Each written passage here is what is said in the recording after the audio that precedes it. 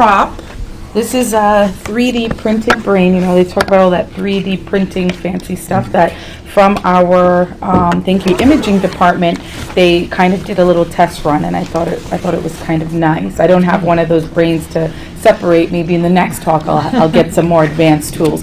But if you'd like to just, get a feel for the brain, here it is. You don't really get, it's not as hard as this. The actual size? So this is the actual size. This is actual printed. I'll tell you what that is. Oh. This is an actual printed out brain of someone's brain. So an actual brain. So what they did is from the imaging, people get the MRIs. They took that and then they were able somehow to configure 3D printing. Now that part I don't know how they do. How does So the weight this is about the This is size. the front. So the weight, it cannot attribute to the weight of the brain. That it won't do. It's just like giving you the architecture of the brain, so to speak. So since you brought up weight, the normal brain weight is about 1,300 to 1,500 grams. Usually women's brains are a little lighter than men's brains. Not really sure why. Has nothing to do with intelligence, so don't get too confident of yourselves, the gentlemen in the room. No, they are smarter, definitely. Women. I know. That's it. We can do a lot more with a lot less. How about that? Okay. All right. So first I'm going to just talk a little bit about, just kind of give an overview of dementia, a short one, okay? Just for everyone to remember that, dementia is a broad category of brain diseases that cause long-term and often gradual decline in memory, and as well as other thinking skills. It's not just what you remember, but it's also kind of how you interpret information that makes us deem you as having dementia or not. And the biggest part that makes it a diagnosis of dementia is that it affects your daily living, okay? And that's really the important part, to see what's dementia versus normal aging, okay? It's considered a syndrome in that it's a group of thinking as well as social symptoms that can interfere with your daily functioning. Also, oftentimes people can have more than one type of dementia, and that's called a mixed dementia. But oftentimes you don't really know that until autopsy and you're able to look at different parts of the brain. Clinically, you can kind of give your best guess depending on how they present, but there's a lot of things you won't know. So again, dementia being a broad term, it's an umbrella term. And so I like to remind people of that, is that Alzheimer's disease is not the only type of dementia. It is the most common. However, the second most common is vascular causes. So those are people who have had strokes, or if you haven't had symptoms, maybe you had like TIAs, they'll tell you on imaging, you might have these what they call lacunar infarcts, small infarcts. Same way you would have in your heart, they tell you have like little plaques, things like that. You can develop those same things in your brain, and those can give you some trouble with your memory. Third most common cause is Lewy body disease. Lewy body disease is you lose memory kind of first, and then secondarily you develop Parkinsonian symptoms. And people know kind of about Parkinson's symptoms, the stiffness, the shaking, the shuffling gait, the kind of stoop posture, right? And then frontotemporal disease is affects 10 to 15% of people, and those are people who you notice become more inappropriate. That's kind of like the very highlighted clinical feature, when they become, people who were once appropriate now saying inappropriate things, or just being very disinhibited publicly, and you wouldn't expect that of them normally. So this just breaks down even more all the different causes, the vascular causes I talked about, neurodegenerative causes I talked about, even viral infections or bacterial infections or infections such as syphilis that haven't been taken care of. All those things can cause a clinical picture of dementia.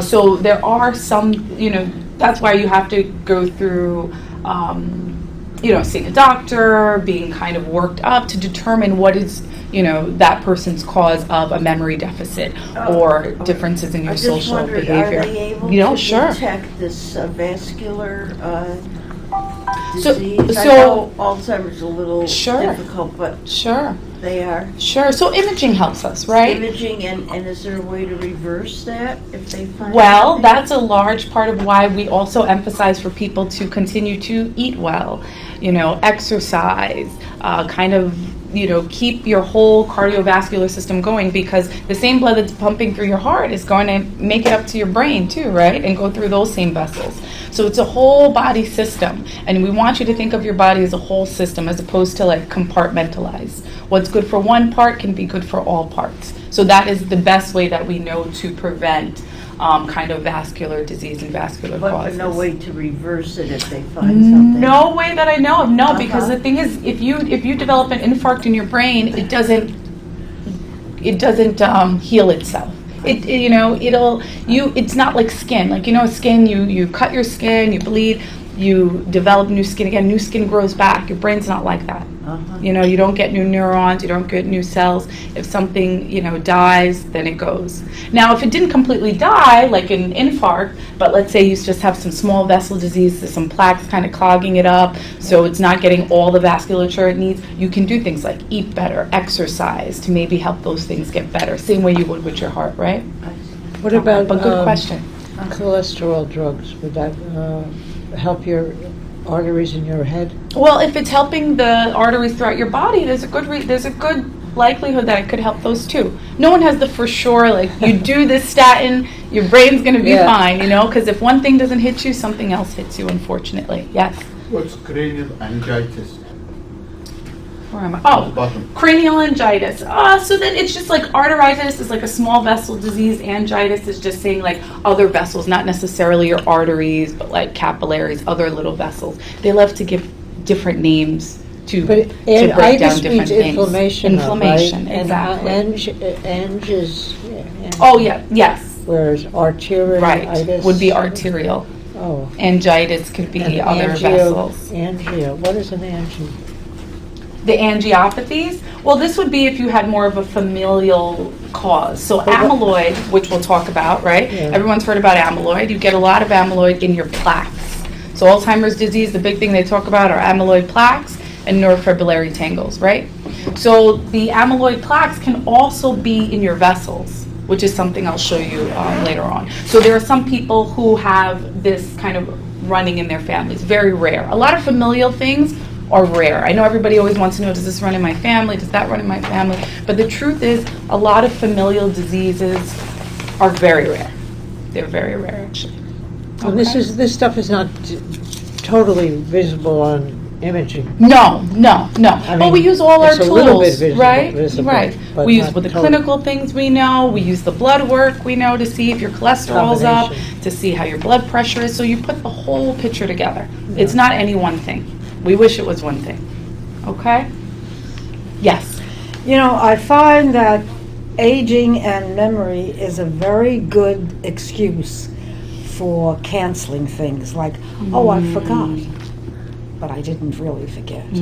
But I just say that so that I can get out of something. Oh, I forgot to do that. Oh, you have to forgive me, but I forgot. It's a great, great excuse giver. You're right about that. I have You're to right say about that. that. And people are smart. I mean, as you get older, you don't get less intelligent. You get very intelligent. You're good at hiding what you don't know, right? Yeah. We get better and better at it Yes, as we you're get so older. right. And memory is nothing different, okay?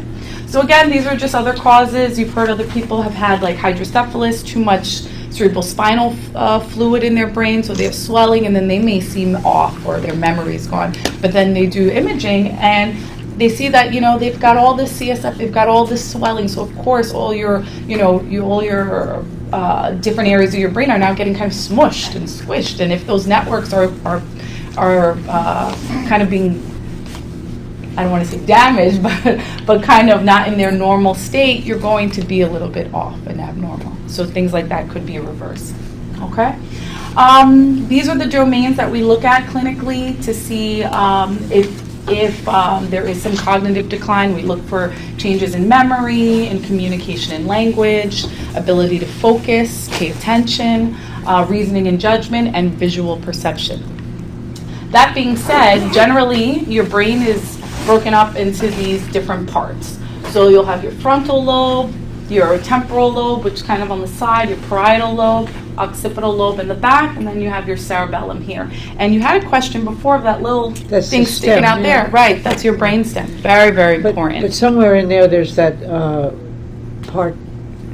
The hippocampus? No. What is it called? Hippocampus? No? The The hippocampus. So your hippocampus is housed Inside here of in your there. temporal lobe, right? So right on the side of that brain that we're looking at, kind of where it kind of dents in, you have your temporal lobe. So it does many more things than memory, but a big thing that it does is memory, and in there housed is your Inside of it. hippocampus, Is right? it 2 lobes or 1? So your brain is made of 2 lobes, okay? Because you have 2 hemispheres, right? So everything's bilateral. So everything you have 2 Both of. hemispheres Good have question. a temporal lobe. There's temporal lobes on Yeah. either side. Yeah, so I'll show you here, right? So you look at this brain, right? And if I'm wearing the brain, I have 2 frontal lobes, right? One here, one here. I have 2 parietal lobes, one here, one here. 2 temporal lobes, one here, one here. It goes for all of it, okay? Same thing with your cerebellum, one here, one here. Got it? So that's why, too, they talk about whether you're left brain dominant, right brain dominant. You guys have heard that, right? Yeah. They say if you're left brain dominant, you're more analytical, logical, right brain dominant, or Or the artistic. artistic people. I'm not artistic, so. All right.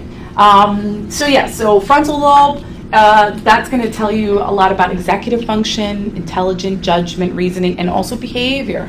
Okay, so remember that when I told you about frontotemporal dementia, a lot of times, oftentimes, the frontal lobe will be shrunken more than anywhere else. With Alzheimer's disease, it's often the temporal and parietal lobes that are shrunken, and the occipital lobe also will be affected, particularly in severe Alzheimer's disease. And the occipital lobe is responsible for visual perception, how you see things and how your brain interprets them. Yes. So Alzheimer people don't really have that much suffering of improper behavior or judgment? So what happens? So the thing is with these diseases, it's a spectrum, right? So everything is either mild, moderate, or severe. So it's not so much that Alzheimer's people won't be inappropriate, but it won't be the first symptom, right? So Alzheimer's disease, it's usually your memory that goes first, and maybe your language, how you interpret things, how you speak. Now you used to speak English, and now you are reverting back to your original language that you spoke beforehand. And why is that? So it's the way you interpret information may change first, but then later on, your behavior may change in your later stages.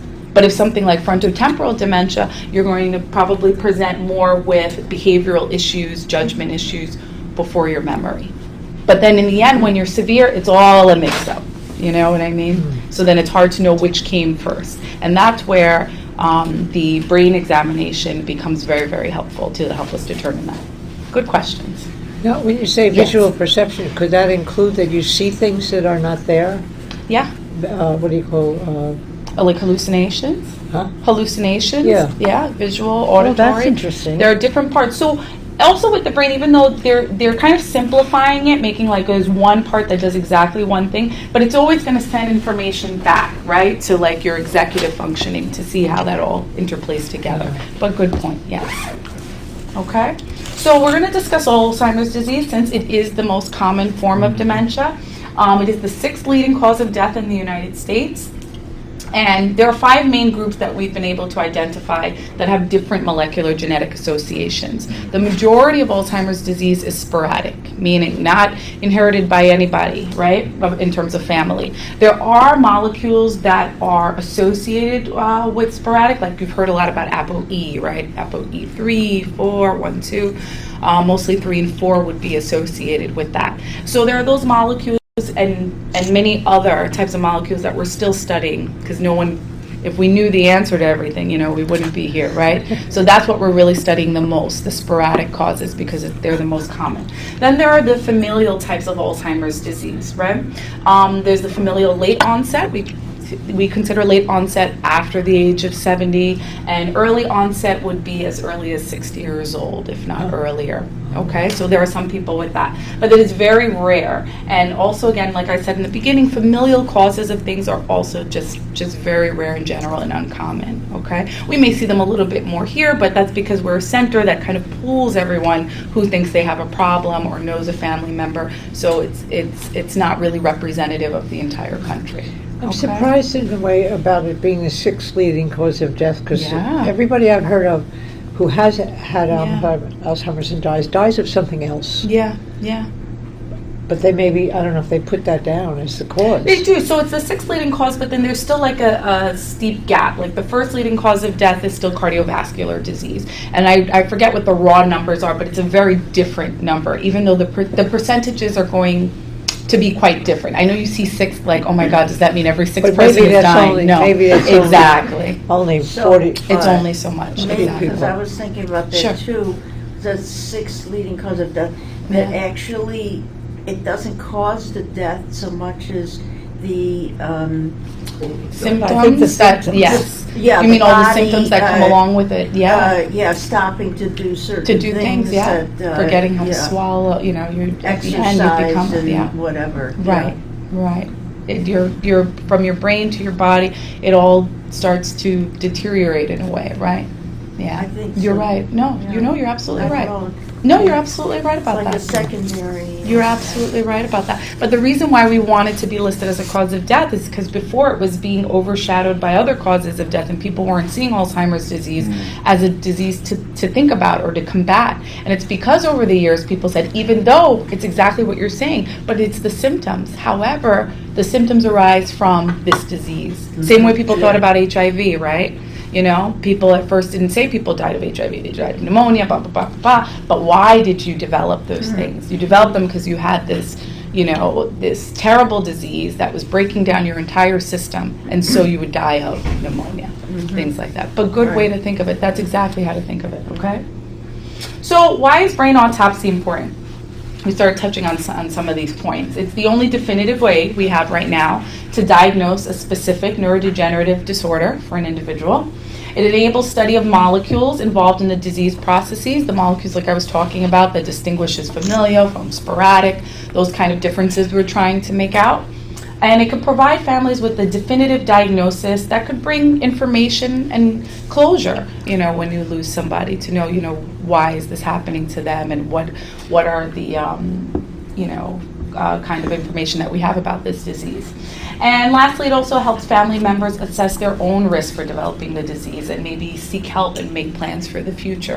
There are people who are normal, who, you know, may come to the centers, why? To get evaluated, to see how they're doing, or maybe just to contribute to society, or maybe they knew somebody, or maybe they have a family member. But this way, you have people with you, you know, seeing how you're doing year to year in terms of your memory, in terms of your judgment. You know, just like any other body part that you exercise, you can come here every year and exercise that body part and then see how you fare from year to year, okay? So these are 2 brains, right? And you can see your normal brain here. You have the tissue part, which we call gyri, right? So they have a number of folds. As you get older, you know, your brain has more and more folds, more and more memories, etc., things you learn. Now, if you see there's kind of a space, but a very tight space in a normal brain. Oh, sorry, I should be using my pointer here. All right, tight space here, right? But then you look at this brain over here. Look how wide these spaces are. Now, it's not so much that the spaces become wider, it's that the tissue is shrinking. So if tissue shrinks, you're going to then now have more spaces in between, okay? So that tissue is shrinking, and on a microscopic level, your neurons are dying. So if your neurons are dying or shrinking, your tissue is, you know, also shrinking, your brain weight is now getting lower, you know what I mean? So all the robustness that you had in your memory or your language start going, right? Do you know by any chance the age of this brain? I don't know the age Because of that one. even a normal person has a certain amount of diminishment. You know, you don't. No. When you get older, even if you're an older person, You could be 85 and you still can, have a you brain can like have that. you can have a little bit of loss, but nothing like this. Oh, yeah. Nothing like Yes, this. it can- And large even still, the difference. way it'll decrease in size, it'll be uniform. It's not going to be in this way where you have these huge Some places spaces in more than between. others and so on. It's not going to be like that. Having some places shrink more than others is more disease aspect. If your whole brain becomes a little, when I say a little bit smaller, like probably 100 grams, not even, maybe 50 grams worth. Now you can see before autopsies, while you are alive, you can still see this here. In imaging, you mean? Yeah. On imaging, yeah. So on imaging, we can identify if there is some atrophy, what we call shrinkage of the brain, if there's atrophy of the brain. And we can identify what regions look more atrophied than others, okay? So yeah, so for that, That's not, to see atrophy, we can use imaging for that, sure. But that's still not going to give you like the exact diagnosis. But you're right, you will see that on imaging. I'm just wondering, Sure. a person of the same age as the Alzheimer brain, Mhm. whatever, but doesn't have Alzheimer, would they also have, not from aging? No, These, no, the brain won't look like that. No, I they can see. be the same age. They can both be well into their 80s, and this is what an 80-year-old brain can look like. I see. Definitely. Uh-huh. But an 80-year-old normal aging, non-Alzheimer's brain will not look like this. Okay? So you're saying it's not just shrinkage, but it's the irregularity? It's the irregularity, and the thing is, this kind of shrinkage, it's pathologic. It's pathologic. When I say pathologic, it means disease-oriented, not normal. Just not normal. It'll always look a little different. Because when you look at these things, they can be a little subjective. I'll see a brain, it might be a little bigger, same way you see people's heads. Some are, a little bigger, a little smaller, but it's like slight variations. Nothing that makes you, take pause and say, oh my God, this looks very tiny compared to this brain here. So yeah, but no, you will never have a brain that looks like this and it's a normal brain. There has to be something going on with them. But good question. Again, more of the same, except here's a little more subtle. Like I said, Alzheimer's disease is a spectrum, right? So the case I showed you was very, very severe. So up here in these images, these two images are of a normal brain, okay? Now look at the subtle difference here in the, parietal lobe here and the parietal lobe here. You see the spaces, how they widen out? Yeah. It's more here on this lateral part and over here in this temporal lobe than here, right? And then even here, if you It's look. sliced through, right? The second side. Yeah, so it's sliced through so that you see the two The halves middle. of the brain, the left and the right half. Correct, okay? So then same thing here. You see that slight difference here in the spaces there. So this is not as severe of a case, but you have to be able to look at it and distinguish and say, but there is some atrophy here. So in the report that I write, I do write, I look at the brain and I say gross. We say gross to say that the brain is just in front of you. So I say grossly, there is some atrophy of the parietal lobe and the temporal lobe. Okay? And I would say whether it's mild, moderate, or severe. Okay? Sorry. Sure. No, go Go ahead. back, Sure. because in the bottom right, actually there is space in the middle, inside. Yeah, this. I'm going to talk about that. So that's a normal space. That's your ventricle. No, but the normal one doesn't have the difference between the black and. The thing is, in this image, I wouldn't compare the space here because I think they're cut at different planes. Okay. Because there is a natural, A hollow spot. there is a inside natural, I don't want to say film, Space. membrane. There's a natural membrane that's there, and there is a natural space there. The thing is with the ventricles, you don't see them as well on this angle, but you see them better when you cut the brain this way. Okay, so the brain inside is the Yes, ventricle. that's right. So when we cut the brain to look at the ventricles, we turn it like this, and we actually say that we bread loaf it, right? So we cut it this way. So when you cut this way, then you can see the ventricles. I'm glad you brought that up, because the ventricles are very important also to assess in Alzheimer's disease. This is a normal brain here, and this is an Alzheimer's the brain. difference. These are the ventricles Much that more. you were alluding to. Look how much smaller this ventricle is Actually, compared to this one. ventricles actually expand. The ventricles, the reason why they expand is because the tissue is shrinking. Yes. If you have tissue shrinking, remember we get the spaces all around, we also get the spaces in the ventricles. Here on this cut section, you also can see where your hippocampus is, okay? So your hippocampus, oops, sorry, the stop thing, is here, right? And it's housed in this temporal lobe here. Now look at this Alzheimer's temporal lobe, much more shrunken. Look how much bigger the ventricular space is here compared to here. And then this, healthy hippocampus, look, you can barely recognize it here. So shrunken. And that's what happens. That's what can happen in a severe case of Alzheimer's disease, okay? So good point. Ventricles also expand, tissue shrinks, the sulci, which are the spaces between the gyri, also widen as well. Will you talk later about hippocampus role? About, Hippocampus role? yeah, we're going to talk about it a little bit. We're going to talk about it a little bit because a lot of the changes are a bit similar. So here, I have a higher power of the hippocampus, right? So here is more of like the amygdala. It's a structure that comes just before the hippocampus. Sometimes, picture when you cut a piece of, yeah. Can you Yeah. repeat again, which is the amygdala and which I'm going to tell you. This is amygdala. Now, before I say that, These are when both you cut, diseased. these are both diseased. When you cut something, it's just like anything else. If you cut a little off, your slice will be a little off, right? Because in the brain, each area is identical, right and left. So your hippocampus should be here in the same plane. But this is an imperfect cut. Okay. So if it's cut a little more forward, we see amygdala here, which is more anterior to hippocampus. And on this side, you see some of the hippocampus here. But if we were perfect, you would see the hippocampi at the same level. So amygdala is in front of hippocampus, Yeah. not inside. Not inside, Okay. correct. Because, Correct. I read somewhere, hippocampus is the primary brain, like from fish, mouse, or lower animals. Right. And human brain sort of was grown outside. Yeah, they do say that, yeah. addition, Yeah.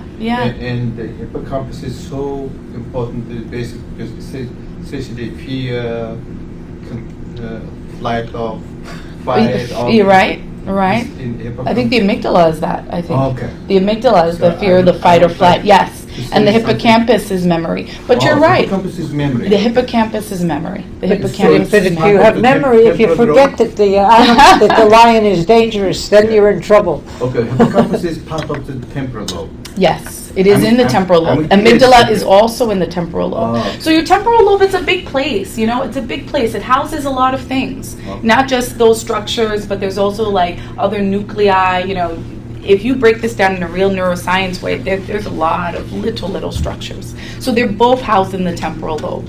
Okay? Good point. So here I'm just showing, they're both diseased brains. I think someone had asked if they're both diseased brains. They are. They're both shrunken. They both have, large ventricles. Here I just zoomed in this area so you can see very nicely the hippocampus, what it looks like. And this is shrunken because here again, look at this widened space of the ventricle. So these are all the things that we assess when we have the brain. We look at these things, okay? So now that anybody had a question? No? Okay, so now that we've looked at the brain in the gross way, like this, what's the next step? The next step is we have to look at it under the microscope, okay? Because that is what will give us specific information about the type of disease that we're dealing with. These are the 15 sections, standard sections that we take of the brain, okay? Literature, studies have shown that these are the areas that are affected by not only Alzheimer's disease, but also other neurodegenerative diseases for us to be able to distinguish what we're dealing with, okay? So here is kind of the bread and butter of Alzheimer's disease and everything everyone's read about. Here on the left. Sorry, just. No, go ahead, please. Would we have the slides or notes of this lecture? So I believe it's being recorded. Okay, so we will have.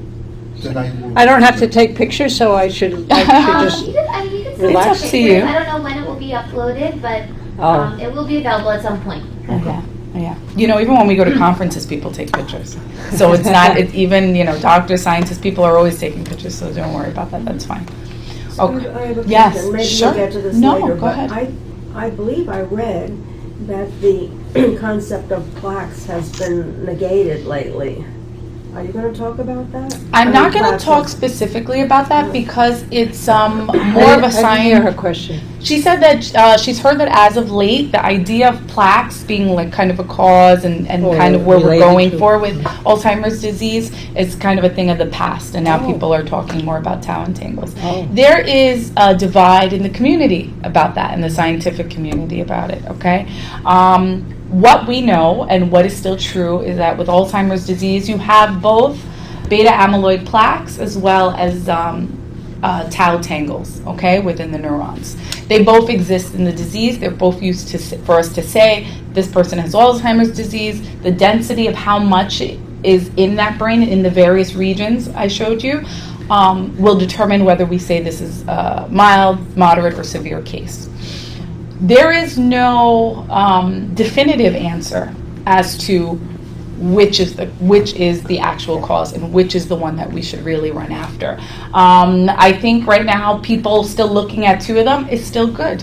I mean, there's millions of people out there doing research on Alzheimer's disease. If we have people running after, the Millions? smoking gun versus the background stuff, I mean, so be it. If it helps us get better, to our answer faster, then, that's what we're going to do. In the U.S., there's 31 centers There's 31 centers in the U.S. in the U.S., but that doesn't mean those are the number of scientists or investigators. You have There may be 31 many centers, more. but there's so many people in one center, right, that Right. contribute to the work that has to be done. There's people you never see. There are people who are on the benches in the lab, titrating out all of the blood samples that are given, as well as with the brain samples, okay? So it takes a village of people. Mm-hmm. So to your answer, to your question, we don't know yet. The jury's out. The jury is out. Exactly that. Okay?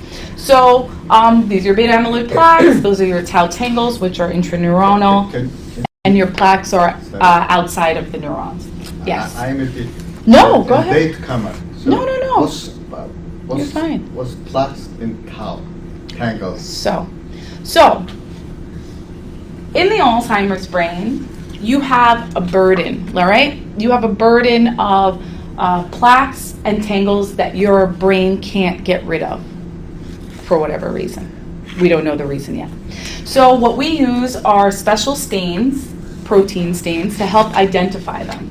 Amyloid is a protein that's identified So in the plaques. Plaques is Um, protein. The amyloid is the protein, yes. There are beta amyloid plaques, yes. So in the Beta brain, amyloid is the protein, yes. some protein developed which is not part of the original brain Right. plaque. It accumulates. So It accumulates and doesn't leave. If a normal person dies and you have their brain, Mhm. you don't see any of these things. So what you do see is something else called, you could see diffuse plaques, which means they'll kind of look like this, but they won't have these really brown centers in the middle, right?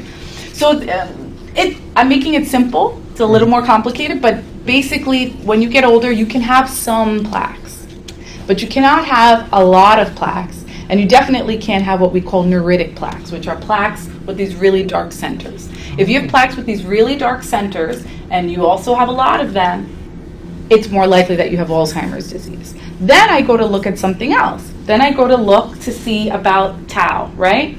You could think that you have tangles, so I use this special stain called tau, which identifies the protein.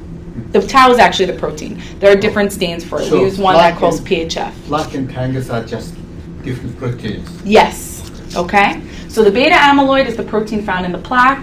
The tau is the protein found in the tangle.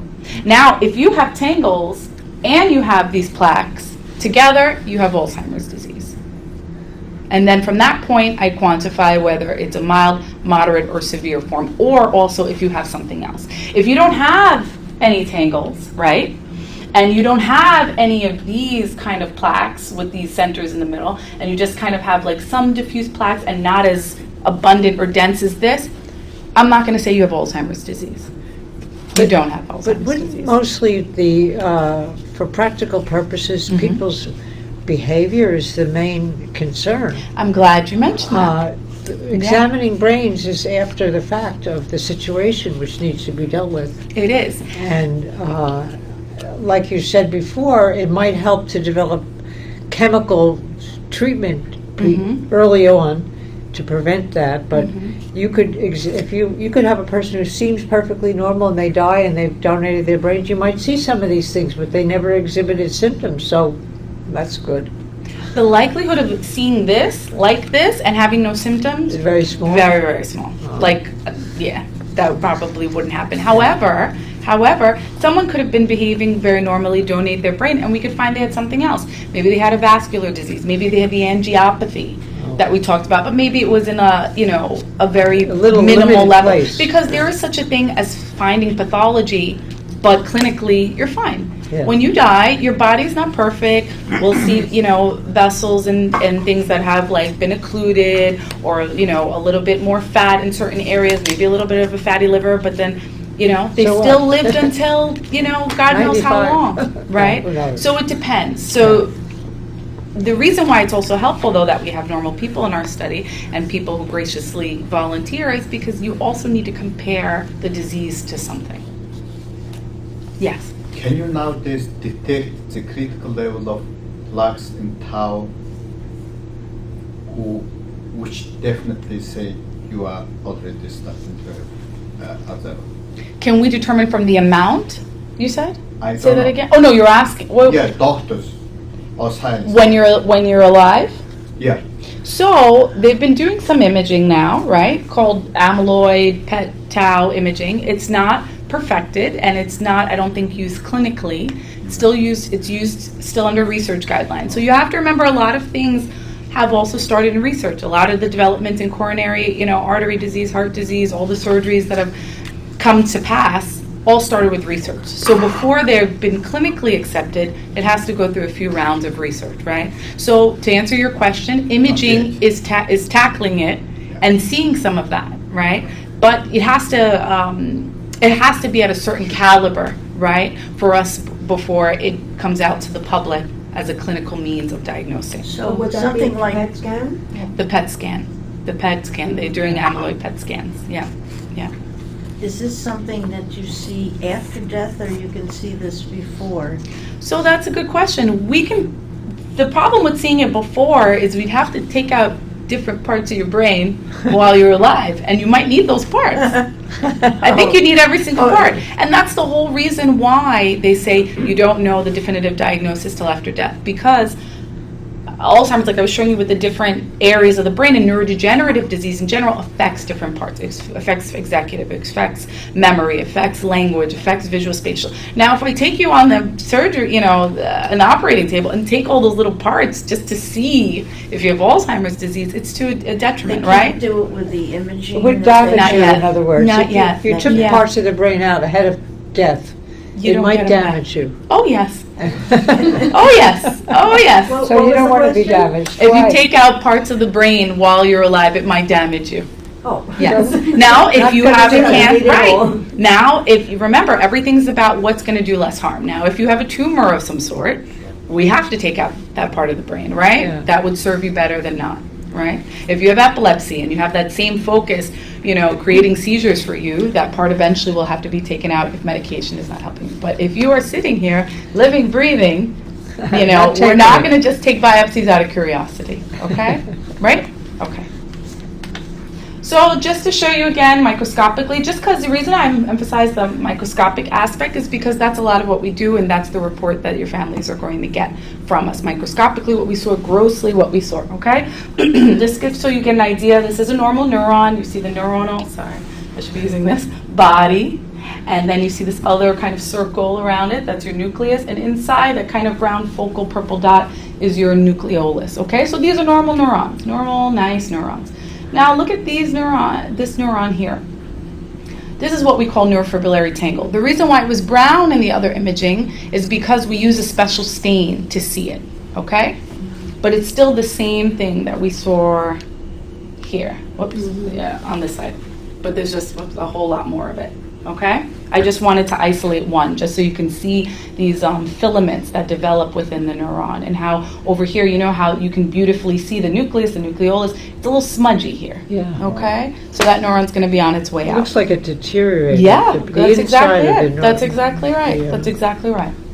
Okay. Some other microscopic findings. Remember what you were mentioning, the angiopathy, right? So there is such a thing as amyloid angiopathy, where it's like thickening of the vessels, and then when you stain for it, which we did a special stain, same brown stain we saw before, right?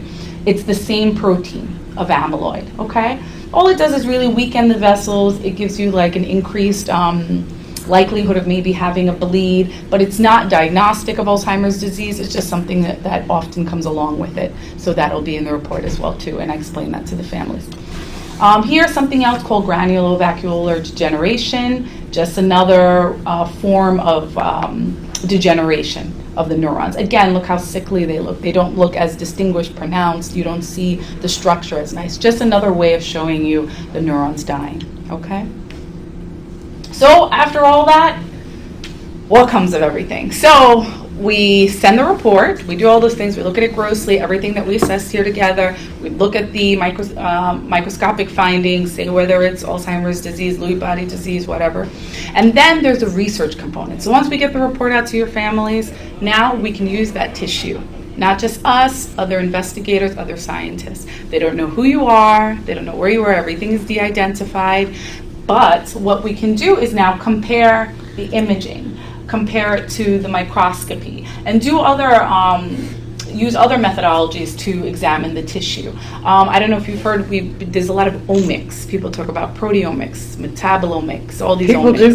don't talk to me about Don't it. worry, you don't have to know about it. But I just want you to know what's happening. So it's not just looking under the microscope and looking at the slides, which is very important, and it is the first step, but we're taking it a step further to look at things on a molecular level. I am not a molecular pathologist, so I leave that to those people, but everyone serves, as a gateway to getting more information from the clinician. You see. What does that mean to the there, L? microscope. Lasers? So I'm going to tell you about that. Oh. So one of the things that we're doing here at NYU is laser capture microscopy. So basically we have a microscope that has a laser, and what it does is when I have those slides of tissue here, right, from the little tissue that we take from the brain, it cuts out little sections of what we want.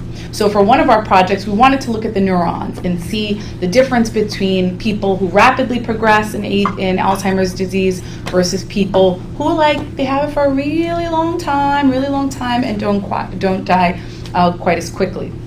And we wanted to see what the difference was in those proteins. So to do that, we cut out the individual neurons, right? And we use this laser microscope to do that. And afterwards, it had to go through a process in the lab called proteomics. I don't know if that's exactly the process, but they're on the bench and they do things that I don't know how to do. That's very involved, okay? So I just wanted to give you an idea. These are a few of the papers that came out from this particular study. And this is a combination of many cases, and you see how big the brain is and how we get that donation. So these donations last almost a lifetime. They last over the courses of many projects with many different people. The donations that's of the the brain point. that what you're talking about, right? Yes, Did you what were the results of this one. Yeah. So what they did see with this one, comparing the rapidly progressive and sporadic Alzheimer's disease, they saw that there were different proteins, definitely different proteins. So that already told them, okay, there are definitely two types of Alzheimer's disease. One where you're going to progress very rapidly, and then one that you're going to take a very long time before you kind of die of that. Now, the next step, because everything is steps. So first you have to prove that there is a difference. Mm-hmm. Now when you prove the differences, then you have to take it a step further and say, well, what do those differences mean? Yeah. So all that is going on in the next phase. And you think these things are simple. This project, which I also worked on in 2015, it didn't get published till 2017. It took hours to do it, and a lot of people to do it. But everybody was very dedicated, meticulous, and we want to get the best results possible. We don't want to just throw results out there and then make everyone excited and then have to start all over again. Did you ever find any results with regard to what the differences were in terms of physical attributes or whatever? I mean, so they haven't. So what you call that now, when you find something scientifically and then now you bring it back clinically, is translational research, and that's the other part that we're trying to get it to. So that's always the delay in research, because you'll hear things happen with mice and tissue and things like that, and then every time people do ask that question, well, have you been able to now correlate it with what's happening clinically and this and that, and that's the step that takes time. So even though the researchers don't know who you are, in a way, at some point in time, it's valuable to connect the research to how the person actually was who died. Oh, definitely. So we don't know who you are, but we know your symptoms. Characteristics. Yes. of it. Oh, yes. Your So you have a age. record of the behavior or the duration of the time. Yes. They've got your number. The steps one by one by Yes. one by one Yeah. by one before you died,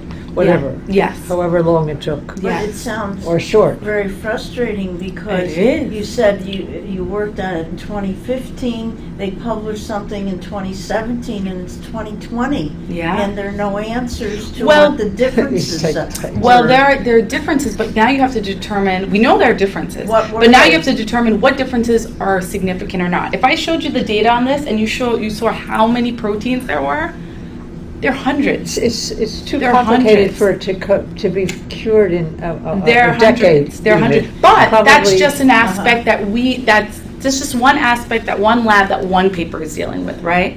So in a lab, multiple ideas are being thrown. So then that's why, to your question of the amyloid or tau, that's why it's good for everyone to be working on something a little different, because if this idea is taking this long, maybe someone else's idea isn't taking as long, you know, but they're looking at a different protein or at a different And aspect. deciding what to look for is very complicated. Yeah, it's tough. Now they say it will be much faster with artificial intelligence and all this. Maybe, I don't know. Well, Good so question. where does DNA come in? Is that part of your? DNA is used. So the thing is, the focus of my talk today was on the tissue. So I wanted to talk about that because there's a whole lot of things that are going on with the DNA aspect, even of the tissue, the DNA aspect of the blood, the CSF. It's a plethora of What's things. CSF? Sorry, cerebrospinal fluid. Oh, yes. Yes. So there are some people who have given us cerebrospinal fluid, also something to look at. So DNA is also being looked at. A lot of things are being looked at. I didn't want to bombard everyone with all of that because it's a lot. I wondered if that was It's a part lot. of the Yes. autopsy. Well, at the autopsy, not at that moment, but tissue can be broken down into DNA. So yes, it happens along the line. Yes. So all the tissue is donated, yes? All the Only tissue with is the donated. Permission of the donor. Absolutely. Family. Yeah. Do donors have any right to the results? For example, if I donate my brain, can I condition it on, you know, all the results is given to my project, you know, next generation? What do you want to do? You want to designate where your tissue goes, you mean? What rights No, the donors results. have to the results, research results? What rights do you have to Yeah. the Results. research results? His Yeah. heirs, his descendants, he wants to know that Oh. his children or grandchildren Well, can learn Is there from it. any legal Specifically. or arrangement in Well, that he sense? said they give a report Not- to the family. right. So we give reports, but you mean like if there was a cure from your tissue? What do you mean? I'm just asking, the extent of the information that Yes. is From your donation? yes, given to my family. Yes, we do. Yes. So we write a full report. Write a full report on the full report findings of the autopsy of the autopsy or of the research? brain. Of the brain. That's what I- So the research is difficult in the sense of it could be one brain that was Okay. used for Too a many, multitude okay. of studies, and then everyone is de-identified, right? So I understand what you're saying. There is a good part about knowing it was me and it was part of my brain, and now we have this cure. But then there's also a damaging part. You know, we don't want people to label you. We don't want people to label your families. We don't want that kind of, you know, and for them to take on private information. for my relatives' children to know what they might be having from me. Oh, so That's what I meant. Yeah. So that was one. Is that one of my benefits? No. So that was one of the benefits that we were discussing about brain donation. So yes, that was one of the things. Because then when the family members come, for example, they would like the report explained.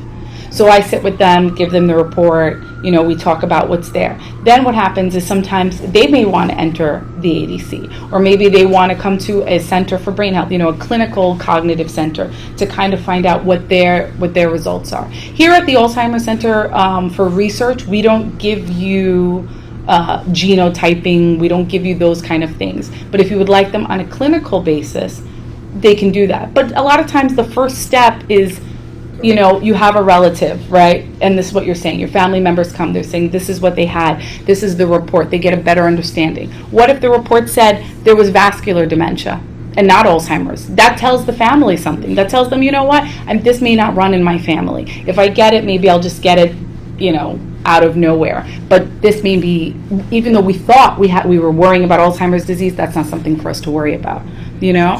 So my question is, Yeah. this regulation of what you give to the family of the donor, is it specific to this center, or is it federally mandated, or is it regulated by? I think it's federally mandated. All the centers operate by the same regulations, yes.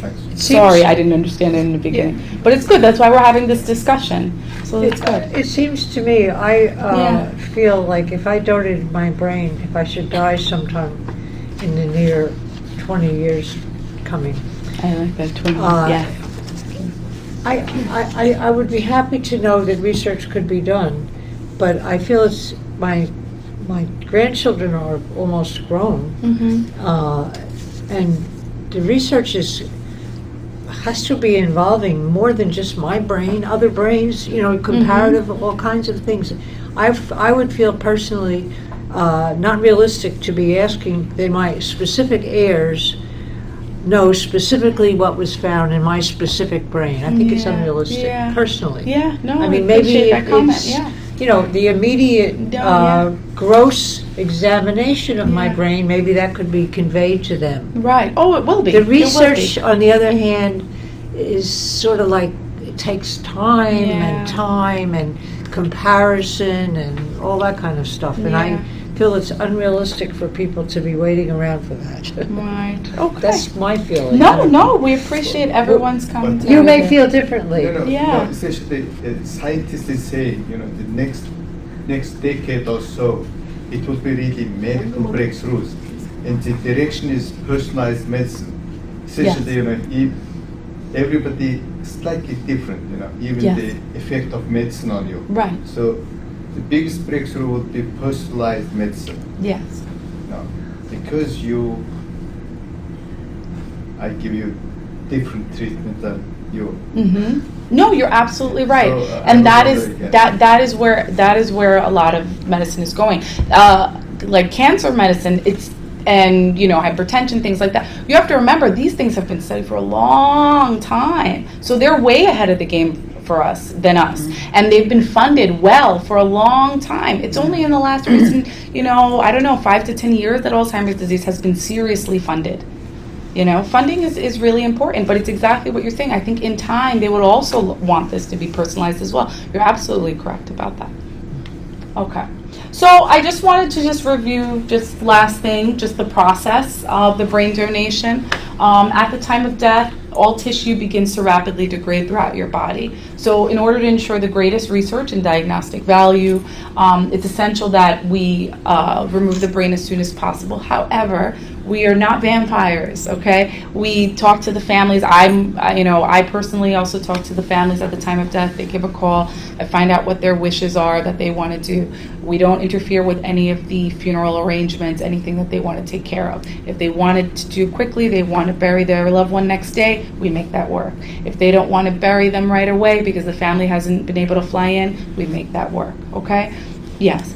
So has anything changed in the protocol? Because my understanding is that my daughter's call, I forget her name, but, Lynn Leung, or Yeah, there's yeah. a pager number, and that my body is taken away, right away. The right of way, the right of way means different right of ways. If you live right there, it could be right away. Some people, There's no funeral, there's nothing that they need to do with my body. your family members, you mean? If you Whatever donate they your would body- like. All we do is take your brain. That's it. Bodies. We take your brain, Okay, so and then we bring you back to the the funeral home or So what? in my Yes. case, my Or in your body is case going is to different. NYU. Okay, Totally. so your case is different. You donate Your your case So is the different. protocol has not changed. The protocol has not changed, Okay. but the protocol as it stands is we just take the brain and then we bring you back to your family to perform the arrangements. If in the event you don't want that and you would like to donate your whole body, your brain, whatever, we work with you to make that happen. We work with everybody on a different basis depending on what they want to do. But yes, definitely, that's fine. If that's been arranged for you, that's fine. Yeah, that's what we're going to do. Don't worry. checking. Don't worry, I'll take the call. I'll make sure it happens. Don't worry, okay? And if you have questions at any point in time, over the next few months, next year, whatever, about something you're not clear about, a number you don't have, give us a call. Don't hesitate, okay? But that basically concludes my talk on kind of what we find about the brain. Yes.